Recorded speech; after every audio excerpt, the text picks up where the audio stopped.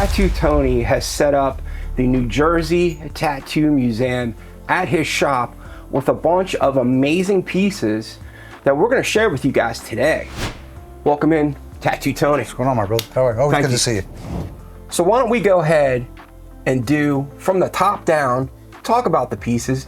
Maybe you can give a little insight on the person, maybe where you got them, and then we'll do some cool close-up shots for the people so they could see what they look like, get a better shot. Okay. So, good. After you, we'll start up at the top. I'm happy to see that. Brooklyn Blackie. Well, I mean, Brooklyn Blackie, I'm sorry, if you're in this tattoo industry and you don't know who Brooklyn Blackie is, you shouldn't be in this industry. I'm sorry. You know, that's one thing about this museum.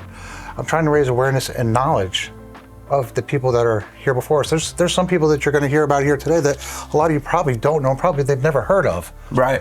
But it's all about keeping memories alive. So that's the whole idea behind the museum. Right on. That's starting with the man himself, Brooklyn Blackie. Yeah, Legend, true legend. If you look at the episode that I did on Coney Island, I did speak about Brooklyn Blackie. Sure did. During that episode. Sure did. And to give it a little bit of extra credence, you know, we have some machines. Yep. We got some really cool, rare pictures. Yep. We're talking about a guy that, in my mind, East Coast legend. Absolutely one of the, I guess we could say, founding fathers of the, you know, the culture that we know now. These guys were pre-New York City band, but they also came from the group of guys that were in the Bowery. Absolutely. So there were artists that wound up leaving, they wound up finding homes. And a lot of these guys wound up finding homes in Coney Island. Absolutely. The amount of legends that came out of Coney Island. Absolutely. You had Crazy Eddie, who wound on up being Philadelphia Eddie. Maybe you had Brooklyn Blackie. Yes. You had the Greco brothers. Yep. Jack Dracula. Yep. That's a name you don't hear a lot nowadays either, Jack Dracula. Well, you know, he pissed off a lot of people. I know he did. I know. Hey, listen, if you're in this business, you piss somebody off. I'm sorry. Huge amount of people came from that Coney Island era. One of the guys is going to be down there. We'll talk about him real quick. Absolutely. Tony the Pirate Cambria. Tony Cambria, very old dear friend of mine. Knew him and his son. I got some stories. Next one down, we got Colonel Todd. West Coast legend. Absolutely. But he also traveled East Coast and West Coast. Mm-hmm. He was the creator of the Jim Dandy. Absolutely. Absolute legend. You can catch some of the stuff that I talk about on the Pike episode. Colonel Todd's in there. Right next to that, super rare machine. This is Samuel O'Reilly / Edison machine. Electric It was pen. the first version of Samuel O'Reilly's version, correct? Yes, absolutely. There's not a lot of those around, folks. These are super hard to find. A lot of people don't want to give them up. Absolutely. You know, if you find somebody that wants to give one up, you're paying a lot. Tony. Or reach out to me, let me know. Continue on with Coney Island Vinny. A lot of people don't even, remember Coney Island Vinny. I mean, from what I understand about this particular machine, Waters had left a bucket full of old machines, frames, sitting in a bucket. He had a tattoo supply company back when everything was made by tattoo artists out of the tattoo shops. You know, not what it is nowadays. You know? Right on. So, I mean, he definitely should be recognized. And then Burt Crack, man. Come on. Love him. Come on. He's just an amazing artist. When you talk about American traditional tattoos, he's one of the guys that top on my list. Absolutely. Maybe not the top. He's fucking amazing, I'll tell you that. Right. I mean, as far as current guys go, he's right up there. He's up there. Absolutely. You do have some older, ink bottles and some other bits and bobs in here. You never see those anymore. No. I mean, no, the old door. You're talking about from where the tattoo machines originated from. You know, your double coil tattoo machine. Correct. Was a doorbell. Originally a doorbell, folks. Absolutely. And there you go. We're going to bring it up to the camera for you. There's no mistaking it, right? That's awesome. Right. Always good to have some fun toys. Right. You know, and the bottles of ink are from the 20s. You know what I mean? It's a lot of the stuff they used to tattoo with, believe it or not. Then we go down to National Tattoo Supply, who you were a member of. I was a member of the National Tattoo Association most of my career. Back in the day when I started, to get into the National Tattoo Association, you had to be recommended by another artist. It wasn't just, hey, hurry up, sponsor me. Here's some money, sponsor me. You know what I mean? You had to be referred by another artist, otherwise you weren't getting in. I think at one time there was a limit of like 1,000 artists, but there was people like Jack Rudy and Guy Atchison, and I mean, all the big guys carry barb ladies too. You know what I mean? Yeah. But it was like if you were in that association, everybody knew everybody.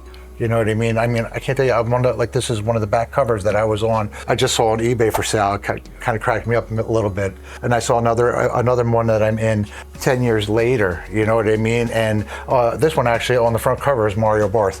So it's funny, Mario's on the front from up north, and I've got the Asbury Park. There you go. That's awesome. But they were another huge supply company for years and years and years, and they really made some fantastic equipment.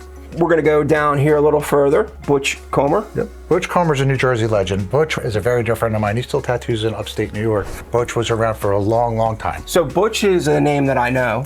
Okay. I don't know a lot about him, but he's definitely somebody that, you know, throughout the years I've heard mentioned. Yeah, Butch is great. And he's still kicking it. I mean, he's still kicking out them fantastic tattoos. So the next one over, Len Weber. Yep. That's a name I don't know. Okay, Lenny Weber. Lenny died in, please don't quote me on the date, but I think it was in 85, 86. It was the mid 80s. And Lenny Weber was a sign painter. And he got into the art of tattooing. He was doing stuff that basically describe his style, Mike Malone. He was doing like one of the biggest pieces that I ever saw from him was a whole back piece, and it was an Olivia piece. Okay. And it was the girl sitting on the zebra where the stripes all blend into the horse, and I was just amazed. He's actually on the museum site. There's actually a story about him. It tells about who he is and where he's from if you want to check it out. Right on. And while we're doing that, so I don't forget, what's the website? So, I mean, really, it's just a Facebook page. Look up Tattoo Museum of the Jersey Shore. And there's so many stories and so many things about each one of these pieces. Not every one of them. I'm still working on it. But really, you can learn a lot of cool stuff. Yeah, this is definitely a work in progress, folks. But this has come a long way since I was here last time. Yeah, absolutely. Amazing. I'm always working on it. You see me. Yeah. You know? I mean, it's amazing to me, man, that it's gotten, you know. Yeah. Let's work our way down further. Okay, so this is Brad Ashenbrand. Brad owned Big Brad's Tattoos in South River. Brad was there for a long, long time. Big burly, I think he was like 6'8". He had the old school values, the way tattooing used to be, you know what I mean? It's, come on in here, kid, sit down, you're gonna do this on you. And Big Brad was the man. You know, after he passed, sadly, his son wound up, these are actually Brad's machines. I wound up acquiring Brad's whole collection of machines, so it's an honor to truly have him in my studio, just to let people know who he is. If you're from Jersey, you know who Big Brad is. Okay. And then another guy next to you, Andy Cap. Now, you asked me about Andy Cap this morning, and I said, no, I don't know the name. Andy traveled for years and years. Andy was he was a traveling tattoo guy. You know, he used to own Watch Hung Tattoo. Andy's been around a long, long time. Andy actually is the reason for all these cases. He built every one of these cases for my museum. Oh, wow. So Andy's actually part of my museum as well. Oh, yeah, that's all. Yeah, matter of fact, custom cabinets by Andy Cap. Absolutely. Who else? Jack Armstrong. I mean, come on, legend. Come on, right? If you don't know who Jack Armstrong is, then I mean, one of the true pioneers in this business. I mean, Jack was twisting and bending frames and making all kinds of stuff, trying to figure out the next coolest machine. He's got the single coils, the double coils. I mean, he really is a legend from the West Coast. Right on. So we were able to move the camera down and reset because this covers a pretty big piece of. I got a lot of stuff here. Yeah. Start at the top. John Black was originally from Pennsylvania, machine builder. I met Jack a number of years ago at a convention, and we started talking machines and building, and I didn't know who he was at first. And he's like, "Oh, you want to buy a machine?" He hooked me up with a machine for a great price. The thing runs like a champ. And we just kept in touch over the years. And then he wound up building me a rheostat box. You know what a rheostat box is, right? Mm-hmm. Okay, so he wound up building me a rheostat box. And for those of you that don't know what a rheostat box is, back in the day, they used to work, tattoo machines used to run off a dry cell battery. That was the only way to get power to your machines. So, and what they learned is to put a rheostat in the middle to control your voltage to be able to come through, instead of nowadays where you have a little battery that just screw on a machine and you call it a power supply. This is a rheostat box that John made for me. Oh wow! It's actually got my logo on it. He signed it. But there's two wires on the back that hook onto a dry cell battery. And I can tattoo anywhere with that. Granted, it's a little bit easier nowadays with a battery, but this was the way it was. But that's one of the important parts to this, right? Because we're going to talk about different machines today, different power supplies. There were a lot of guys that traveled that had to, kind of make different adjustments and make different machines. You had to make do with what you had. There wasn't it all work. There wasn't Amazon. here we got a couple different rotary machines. So used by you. These machines here, they're machines that I messed with over the years. Some great machines, different takes on rotary machines that I got to experiment with and stuff like that. But now I'm back to using the coils, man, because it's just the way it is. Tattooed, Got a couple other different machines. Yeah, these down on the bottom here, just some random machines that I acquired. These came from Australia. Story has it that this one here is from a bucket from Lyle Tuttle's house, because Lyle was always building different types of things. I don't know how true it is, but that's the story that came along with the piece. So, and it wouldn't surprise me, because if you knew who Lyle Tuttle is and some of the things that he did, he was always building things and creating things. The provenance that you have with a lot of these machines, whether it's the actual machines themselves or power supplies, you've acquired these pieces and have provenance behind them. Oh, absolutely. So it's not like just, randomly going and buying something off the internet and somebody told you that it was a Lyle Tuttle. It's taken me 40 years to acquire what I have. Right. I didn't happen overnight. Absolutely. Right. Exactly. And then we have you. Oh, yeah. Well, so you got to give yourself your spot. It's a little weird, honestly. But this machine here, the Star machine, was one of the first machines that I ever used, and I use that forever. This is another machine that I just built, that I custom built and just put up there with it. But somebody says to me that I need to tell my story and tell where I'm from, as far as the tattoo, as far as tattooing goes. So I did. So if you want to go on the website, on the Facebook page, there's a story about myself as well, kind of give you a little gist into who I am. Yeah, but it's not a cocky thing. It's just, hey, man, you're part of the story. Yes. So this machine here. Pedro Indio. Do you know who Indio is? No, but I think you and I talked about him one time before. So Puerto Rico, right? El Indio was his name. Okay. El Indio opened a tattoo shop in Old San Juan, Puerto Rico in 1942. And he tattooed there until 1990. Wow. After El Indio passed away, I was the first person in the shop. Well, besides, first was my boss, and then my boss called me and asked me if I wanted to go help the family out there, and I ran El Indio's shop for 1.5 years, which was great. In the 90s, from 90 to 91, I'm 20-some years old, tattooing in Puerto Rico, living the life. Never brought anything back, because back then we didn't really collect a lot of stuff. Mm-hmm. So I had a gentleman named Ernie. He said that he had some El Indio stuff that he was selling. And when I saw this machine right here, I knew the machine, and I knew it was his. So we're going to hold that up. A lot of people say that looks like a Tattoo Peter machine. It's because Tattoo Peter had the wooden grips. Mm-hmm. Back then, most artists were copying off each other, just like they are now. But it's just a cool piece of tattoo history to really have for me. Right on, man. So we got Tabori tattooing tools. Yes. But they're from Alex Fernando. He's from overseas, and these tools were actually custom made for me. I have yet to use them. I'm going to use them one day, because it's a whole process. I mean, if you know this culture and the way that tattooing is done, it's a whole process, and once you get into it, you're not going to stop doing it. It's also learning more about Tabori tattooing. If you don't know about it, I'm sure you have a lot of stuff up there. Actually, I haven't really done too much yet on that, because to me that's going to be a cultural thing that's going to have to cover a lot of ground. You're absolutely correct. It really is a true cultural art. If you don't know about it, look into it, because there's really some beautiful stuff. And we plan on doing that. It's just, like I said, that's a huge chunk of the story that is going to take a lot of research and a lot of time. Absolutely. Because it's not something you can just breeze over. Absolutely. And I want to pay my respects to that. Absolutely. We're going to go back to the top, but I saw the Milton Zeis, and I got to be honest with you, I was a little floored. You hear about him so much. Absolutely. And you hear about he sold, supplies and stuff back in the day. He actually helped quite a few legendary people get their stuff rolling. Mm-hmm. And to have one of his machines is pretty phenomenal. It's all to tell a story, and all to try to keep these people's names, again, like I told you in the beginning, to keep these guys' names alive. Because the up and coming kids, like I get people that come in here that are artists, and they don't know who half these people are in these cases. Right. And I mean, Milton Zeis, it's a pretty big name.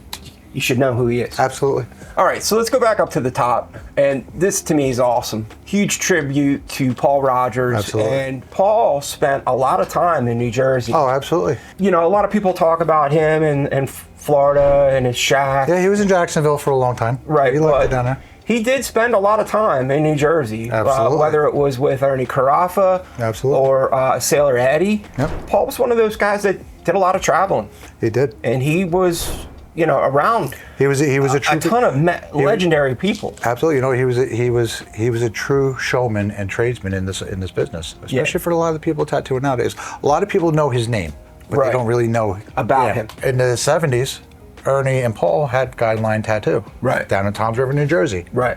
That whole back wall back there is all original flash from 1978. It's all signed by Paul and Ernie. I just interviewed Sailor Eddie Jr. Oh yeah. He's a nice, very nice guy.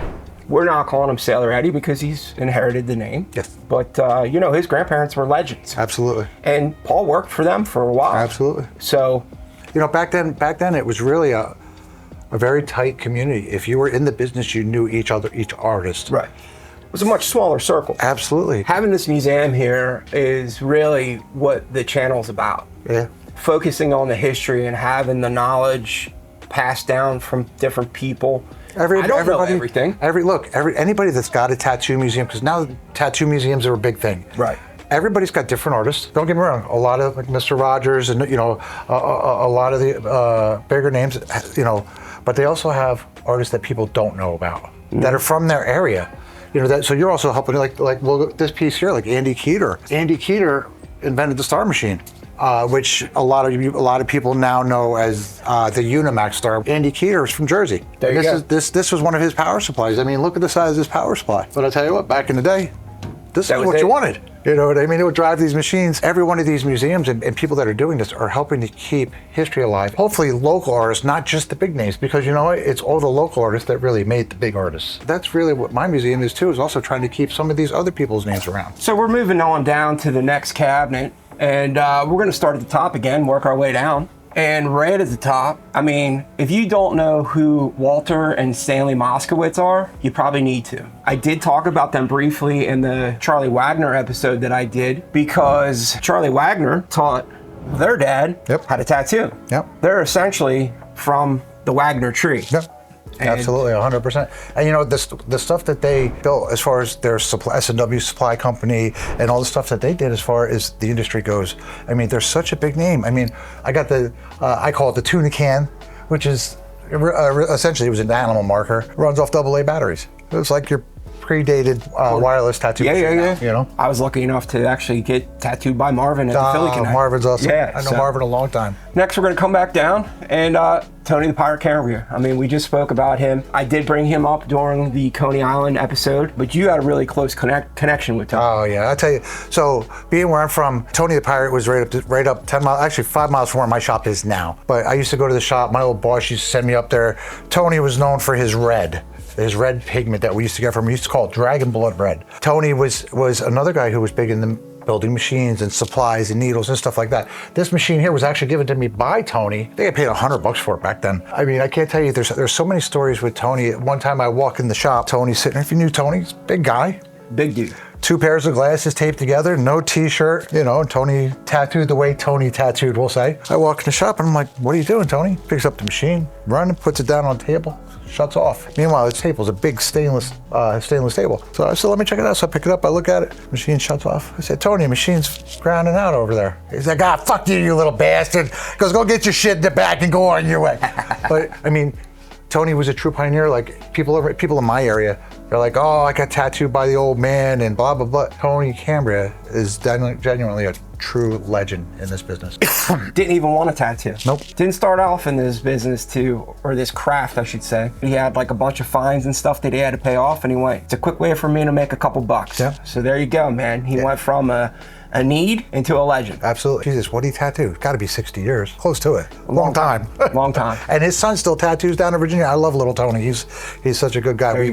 We always message him back and forth. Right next door, you got Ken Yates. Yeah, Ken Yates was the owner of Destiny Tattoo Shop, which is another shop right up the street, another local legend. This is actually a machine that Ken made for me. It's a brass machine, and he put one-off on it for me. He was another one of them guys, an old school biker, traditional tattoo artist, He put his heart and his life into the business, and I mean, he's a local legend that a lot of people don't know about. So check out Kenny Yates. He's on the page as well. All right, and then right below him we have Bill Price. Yep. That's a name I don't know. Okay, Bill Price and Fernando Ponsquire are from Europe. These are two big names from overseas. I actually did a bunch of research on Bill Price, and he really is a true legend. You know, he might as well be the Tony Cambria of Europe. You know. Right on. Jack Nugent.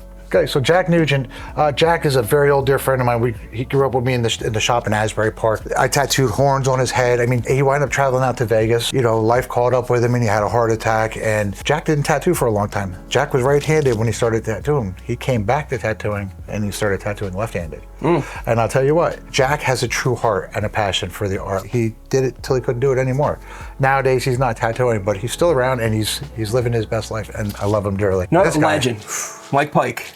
Man, I can't say enough good things about Mike. I mean, I run Mike's machines all the time. He's genuinely a true legend, building with some of the greats. And nowadays, you mentioned Mike Pike's name, and I can guarantee you 90 to 95% of artists know the Mike Pike name. He builds such a great machine. He's very active on Instagram. Absolutely, and Facebook, all kinds of social media. If you look up Mike Pike, you'll find, and he comes out of the Workhorse Iron crew. So you can go on Workhorse Irons, and he's selling machines there. I mean, you can even, I mean, myself anyway, being a professional artist, if you're a professional and you don't have a Mike Pike machine, reach out to him. Maybe he'll build you something cool. I'll tell you what, he's building some cool stuff. You know, he actually shared a couple of things that I did on the channel. Oh, awesome. Which was cool. Awesome, yeah. You know, it's funny, when I put him in here and I sent him this picture, he was like, I'm truly so honored. Yeah. And I'm like, dude, you know what, it's respect. We all got to respect each other. Down here, we got Dozer. Dozer, yes. Dozer used to own the New York Tattoo Museum. He now owns New York Tattoo down in Lacey, New Jersey. Dozer is a wealth of knowledge and a true historian on tattooing. He worked alongside Ernie Carafa back in the day. You think I have a lot of stuff? The amount of stuff that Dozer has as far as machines and tattoo history and just the knowledge. Dozer's one of my go-to people that if I'm not sure about somebody, I'll reach out to Dozer. Dozer's like, oh yeah, he tattooed and such, and Dozer can give me the whole breakdown on somebody. Right. That's how knowledgeable he is. And Tony has actually set me up to talk to him. We just haven't been able to set anything up. Yeah, I'll tell you. I just saw Dozer on a TV show recently, and they have him talking about the Edison machine because he's that much of a historian and what he truly knows about this business. He's a wealth of knowledge. So you have some really cool tattoo history books here. And then right below that, you have Lucas and Linda Hendrick. Yep. So they owned a museum out in Spain. It's El Tempo Tattoo Museum. Lucas traveled with Lyle Tuttle. He traveled with Stanley. He's traveled with all the Moskowitz family. Lucas is a true icon in his own right, honestly. If you look up El Tempo Tattoo, Linda is still running, trying to keep things going. I wound up acquiring a bunch of stuff for them, so that's my dedication to them because they're part of tattoo history too. Okay, and then we're gonna go ahead and move on down to the other case. Right here at the top, your family. Yes. Now I know why they're here. We're also talking about Polynesian tattooing. Absolutely. The influence of it. Absolutely. Your family being a big part of it, being in the WWF. This section here, we'll start with the tools. Sua So'ape Pablo II is basically the godfather of what people know as tatau, as far as the Samoan tattooing, which is all worn in a badge of honor. There's certain markings, certain ways things are supposed to be done. He is the godfather of all of that. These tools were actually tools that were made by him for El Tempo Tattoo Museum. Him and Lucas were very close. Back in the 90s, Sua had told his wife he no longer wanted to be with her and he was leaving her for some other lady. She wound up killing him with an axe hammer. The whole story is on the Wikipedia. You can read it for yourself. But these are traditional tatau tools made with the traditional bones, turtle shells, and it's all original, made by him. Something that you're not going to find anywhere. There you go. And then over here is Ava Anawae. He's my pops. You know, I got adopted into the family a long time ago, and I'm truly honored to be part of the family. You know, it's like you don't really know, and like the Anawae's pops and you know, Ma, Vali, Samu, everybody. Even if they don't know you, they're going to treat you like family. They're going to treat you with respect until you disrespect them. And that's truly what it's all about. It's about love, honor, and respect. And that's what this is here for, in honor of Pops, because we just lost Pops last year. Right on. So right below your family, we got Ernie Carafa. Ernie. Legendary man. Absolutely. Not only was he big in Jersey, but he is internationally known. Absolutely. Had his own supply business, worked with legendary people, Paul Rogers, Ed Hardy, Mike Malone. Mike Malone. The whole thing with Ed Hardy was when he was trying to do Tattoo Time, a lot of people don't know Ernie was involved with that because Ernie had a connection with a publishing company that did military magazines. That's what I read. Okay. You can fact check me on that. You know what? Ernie was a businessman. As far as the industry, a lot of people know him for the art and the machines and what he did for the business. I mean, I truly knew Ernie. You know, I have machines here. I have a casting back there that Ernie sent me when he wasn't doing so well. I always kept in touch with Ernie over the years. I mean, back in the, you know, again, the shop that I grew up in Asbury, I would get sent to Ernie's shop. I'd have to hang out with Ernie. Ernie would have me back there cutting rings to make. He taught me how to make body jewelry and make needles, build machines. I mean, it was really cool to be able that I had to be able to spend that time with him at Tattoo City in Point Pleasant. You know, so Ernie is a big part of my personal history as well, but it's really cool because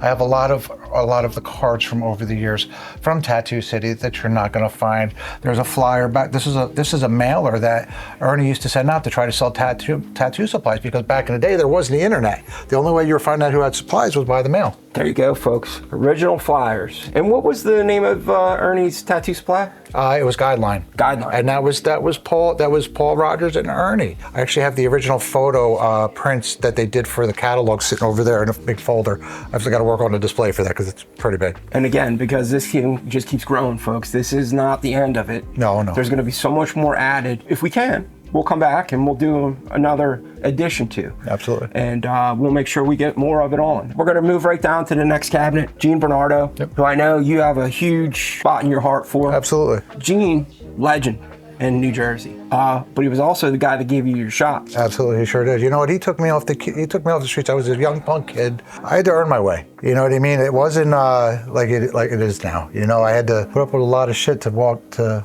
even walk the walk. But I'm very grateful for what he taught me because if it wasn't for him, I wouldn't be here today. What's sad is if you Google his name, you don't really find out anything about him. I mean, when Gene passed, I mean, there was still dial-up. You know what I mean? So there wasn't the internet presence like there is now. I want to thank you for sharing your museum with us, I appreciate it, brother. I hope you enjoyed this. I know I did because I love tattoo history. If you love tattoo history, you're in the right spot. So make sure you like and subscribe to see more upcoming episodes.